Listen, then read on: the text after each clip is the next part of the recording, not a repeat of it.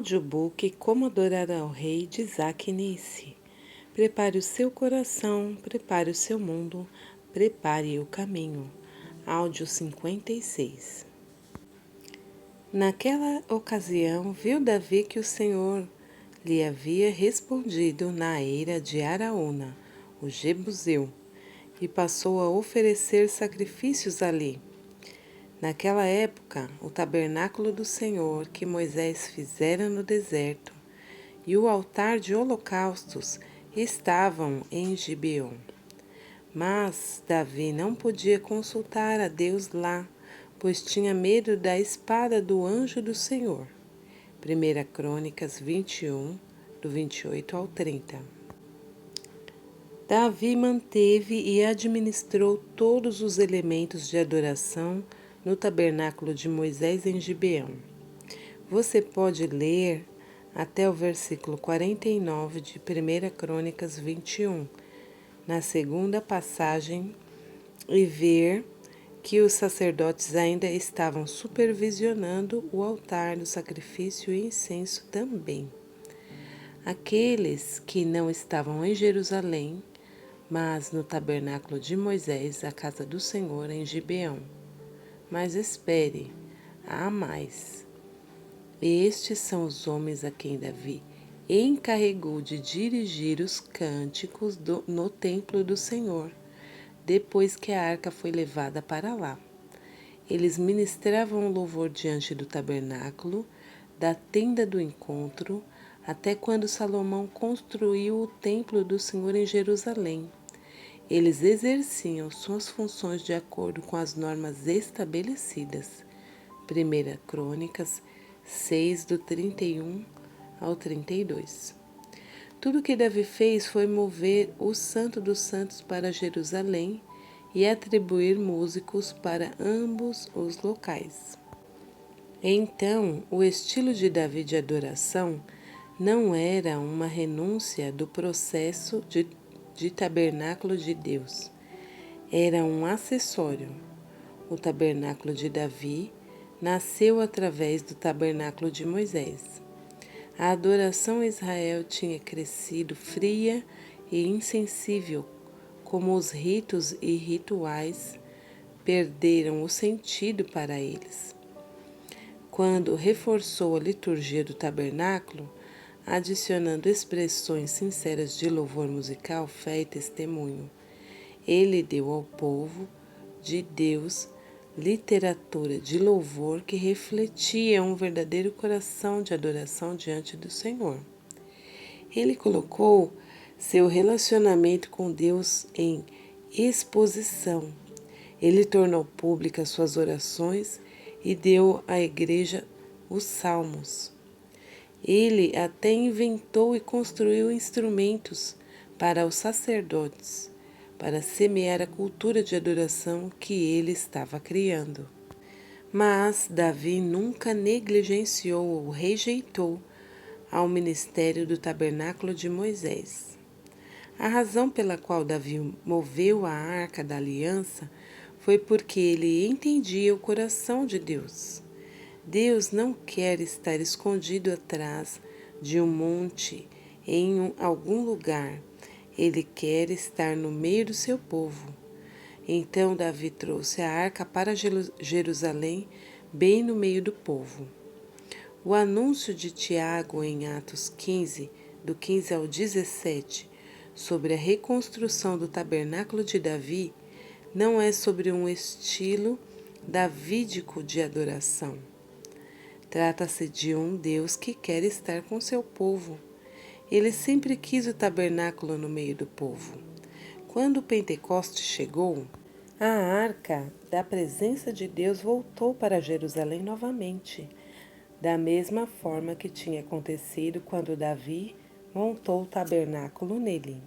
E o resultado foi a propagação do Evangelho por toda a terra, para que todos, incluindo os novos sacerdotes dos gentios, fossem buscar o Senhor.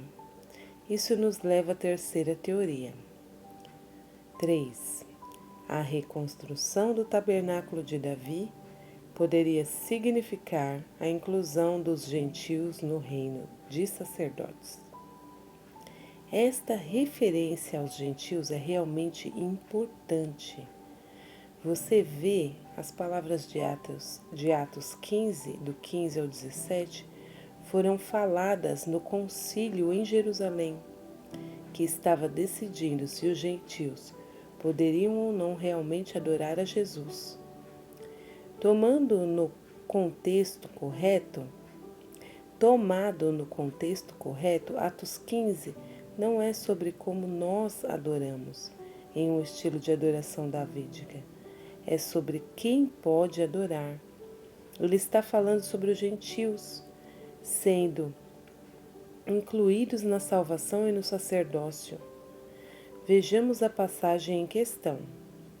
Concordam com isso as palavras dos profetas, conforme está escrito: depois disso voltarei e reconstruirei a tenda caída de Davi. Reedificarei as suas ruínas e a restaurarei, para que o restante dos homens busque o Senhor, e todos os gentios, sobre os quais tem sido invocado o meu nome, diz o Senhor, que faz estas coisas. Atos 15, do 15 ao 17. Se você não é judeu, o tabernáculo de Davi é uma boa notícia para você. Isso significa que você pode ser um sacerdote. Só os sacerdotes podem entrar no lugar santo e no Santo dos Santos. Parabéns! Agora você pode ministrar para Deus. Davi deve ter entendido alguma coisa sobre isso, porque ele atribuiu um gentio para servir no tabernáculo. Seu nome era Obed-Edom. 1 Crônicas 16, 28 menciona Obed-Edom como um porteiro na casa de Deus. A arca foi deixada na casa de Obed-Edom quando Uzá foi morto. Ver 2 Samuel 6:10. Assim sabemos que não só Obed-Edom serve no tabernáculo de Davi, ele também recebeu a Arca da Aliança, a presença de Deus, em sua casa por um tempo. Obed significa servo, e Edom é uma palavra usada como sinônimo de nações gentias. Então Obed-Edom significa servo dos gentios. Ele era um geteu e não um judeu. Um geteu é uma pessoa de Gade. Golias era um geteu. Veja 2 Samuel 21, 19. Em outras palavras, Obed-Edom era um filisteu. Como poderia um filisteu servir na posição de sacerdote? Só os levitas poderiam fazer isso. Bem, Davi era um profeta, e ele viu que um dia os gentios seriam incluídos no sacerdócio. Deus não deve ter tido um problema muito grande com ele, porque ele não atacou Obed-Edom com um raio. Na verdade, Deus abençoou a família inteira de Obed-Edom. Isso é o que deu a Davi coragem de voltar depois que Uzá foi atingido. Pegou a arca e tentou novamente trazê-la para Jerusalém. Obed-Edom era um filisteu que serviu como sacerdote. Ele, que tinha sido um inimigo de Deus, agora tem sido chamado de servo de Deus. É uma boa notícia. Isso provavelmente representa a primeira vez na história que um gentio foi autorizado a servir ao Senhor. Isto é o que Amós e Atos significam: a reconstrução do tabernáculo de Davi. Tabernáculo de Davi inclui o refúgio da humanidade, os gentios. Você já reparou que o véu foi a única coisa que Deus removeu do templo quando Cristo foi crucificado? Ele não removeu o lugar santo, a mesa da proposição, o altar do sacrifício e o altar do incenso. O candelabro dourado ou a pia de bronze. Ele tirou apenas o véu. O que significa isso? Quando Jesus morreu na cruz, Deus não fez nenhuma menção de que o tabernáculo de adoração, como uma sombra da adoração celestial, devia cessar.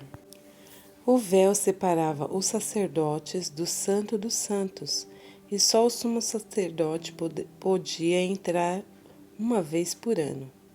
Jesus, nosso sumo sacerdote, removeu a barreira que impedia o resto de nós, sacerdotes, de acessar a Arca da Aliança, onde a presença manifesta de Deus habita entre os querubins. Agora, qualquer um que é permitido no santuário é também permitido no Santo dos Santos. Mas apenas os sacerdotes são permitidos no lugar santo. É por isso que é tão importante que entendamos quem somos. Se você é um crente, você tem acesso ao lugar santo e para o Santo dos Santos. Você é um judeu ou gentil? Se você é um judeu ou gentil, se você é um adorador de Jesus, você é um sacerdote que tem acesso à presença. Mas ninguém que não é um sacerdote pode entrar na presença de Deus. Não no santuário, e certamente não para além do véu rasgado. Só os sacerdotes têm acesso a Deus, então Deus quer expandir o sacerdócio dos crentes. Deus quer estabelecer sua presença no meio do seu povo e dentro deles, de modo que toda a humanidade vai buscá-lo, incluindo aqueles que uma vez contaram com seus inimigos, como eu estava. O tabernáculo de Davi é sobre um Deus que resplandece de Jerusalém, a fim de resgatar os perdidos, judeus e gentios, de todos os cantos da terra. Senhor, deixe a sua glória cair. Davi e Moisés não estão em conflito ou competição. O tabernáculo de Davi serve o tabernáculo de Moisés, e ambos são de Deus. O tabernáculo de Moisés nos ensina como viver e ministrar da mesma forma que tabernáculos ou comunhão com Deus. O tabernáculo de Davi nos ensina quem pode tabernacular com Deus. E Deus quer que todos os seus tenham acesso a ele, não apenas os judeus. Esses dois nunca se opuseram. Quando Salomão viu as verdades de ambos os tabernáculos e reuniu-os em seu templo, a glória de Deus caiu novamente. Uma palavra aos líderes de adoração. O que a adoração na sala do trono parece? Damos ao nosso povo a oportunidade de descobrir? Se o véu está aberto e o caminho está livre, se entendemos como ajudar as pessoas a virem para a sala do trono espiritual e psicologicamente, por que não chegamos? Eu acredito que a resposta é que a igreja ainda é muito imatura. Ainda estamos muito autofocados. A adoração na sala do trono é totalmente focada em Deus. Eu me pergunto quantas vezes cantamos músicas que não têm nada a ver conosco. Quantas vezes cantamos músicas que não têm as palavras eu ou mim nelas. Na sala do trono, todos os olhos estão voltados para o Rei. Na sala do trono, todas as coroas estão aos seus pés. No Santo dos Santos, cada joelho se dobra. Apenas o Rei senta-se em seu trono. Mesmo os anciãos do céu caem em humilde adoração diante da majestade de Cristo. Não há elevação do homem, nenhuma carne de glória, nenhuma escuridão detém autoridade, e não há dúvida de que é o Senhor. Aqui está um raro vislumbre do céu. Toda vez que os seres viventes dão glória, honra e graças àquele que está sentado no trono e que vive para todo sempre, os 24 anciãos se prostram diante daquele que está assentado no trono e adoram aquele que vive para todo sempre.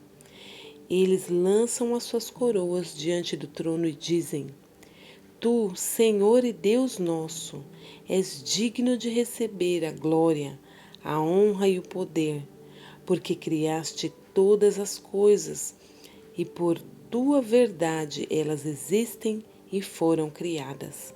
Apocalipse 4, do 9 ao 11. E se nossos cultos de adoração refletem o que realmente está acontecendo ao redor do trono de Deus? Leia mais. A palavra diz isso melhor. Então vi um cordeiro que parecia ter estado morto, de pé no centro do trono, cercado pelos 4 seres viventes e pelos anciãos. Ele tinha 7 chifres e 7 olhos, que são os 7 Espíritos de Deus enviados a toda a terra. Ele se aproximou e recebeu o livro da mão direita daquele que estava sentado no trono. Ao recebê-lo, os 4 seres viventes e os 24 anciãos prostraram-se diante do cordeiro. Cada um deles tinha uma harpa e taças de ouro cheias de incenso, que são as orações dos santos. E eles cantavam um cântico novo. Tu és digno de receber o livro e de abrir os seus selos, pois foste morto e com seu sangue compraste para Deus homens de toda tribo, língua, povo e nação. Tu os constituíste reino e sacerdotes para o nosso Deus, e eles reinarão sobre a terra. Então olhei e vi a voz de muitos anjos, milhares de milhares e milhões de milhões. Eles rodeavam o trono, bem como os seres viventes e os anciãos, e cantavam em alta voz: Digno é o Cordeiro que foi morto de receber poder, riqueza, sabedoria, força, honra, glória e louvor. Depois ouvi todas as criaturas existentes no céu, na terra, debaixo da terra e no mar, e tudo que neles há, que diziam: Aquele que está sentado no trono e ao Cordeiro sejam o louvor, a honra, a glória e o poder para todos sempre. Os 4 seres viventes disseram Amém, e os anciãos prostraram-se e o adoraram. Apocalipse 5, do 6 ao 14. Quando a adoração do céu se torna a adoração da terra, as coisas do céu se tornarão a realidade da terra. Quando a adoração do céu se torna a adoração da terra, as coisas do céu se tornarão a realidade da terra. Eu espero ver o trono do meu rei firmemente estabelecido na terra entre o seu povo. Anseio por ele, para receber a honra e o amor que ele tanto merece. Eu espero para ver o desejo do seu coração cumprido, que os seus filhos venham para casa com ele. É por isso que eu sou um sacerdote na casa de Deus, e é por isso que eu me tornei uma casa de Deus, um tabernáculo andante. Quando o povo de Deus torna-se o lugar mais sagrado, se torna no mais sagrado lugar, o Senhor estabelecerá seu trono, sua arca, no meio do seu povo novamente. A glória retornará à terra. Vem, Senhor Jesus.